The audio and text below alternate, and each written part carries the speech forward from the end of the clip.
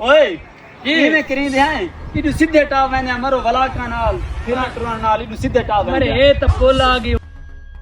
हुने अप्पेड़ वे सिडो मोड़ वे ना हल असा तो सीधे रस्ते नाल वे टाइम वने तो वने असा सीधे मैं इदे पिया वेंदा शॉर्टकट कोई ना कोई मसला होंदी सोच के ठीक है ठीक है पे कोई नहीं बनदा यार चिरोक थी वैसे चलो, असा तो भाई डू ऐसो सीधे नाल असा तो नहीं वे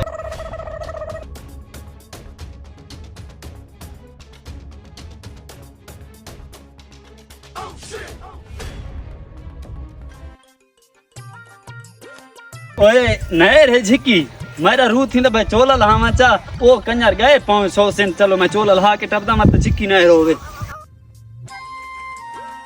उडू कार रखदा आराम नाल टप वैसा उन तो पहले पहुंचना है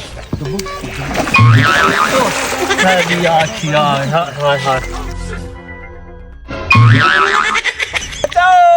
ओ बुड्ढा पे ओ देखो सानू बचावना चाहिए यार बचाओ बचाओ ओ बचाओ लगदा है को बंदा नहरे च आया वदे चीका कही हैं खाए बचाओ ओ बचाओ ओ बचाओ ओ बचाओ ओ बचाओ ओ बचाओ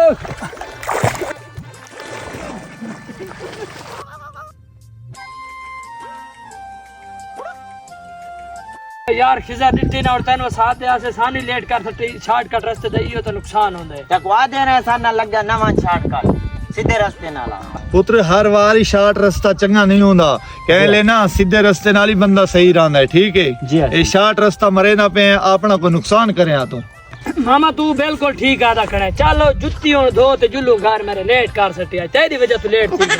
चल आ जुल्लू चल यार चलो। टाइम गाल आ मामा बाज़ औक़ात हमारे लिए सीधा रास्ता ही अच्छा होता है शॉर्ट रास्ता हमारे लिए नुकसान का बायस बन सकता है।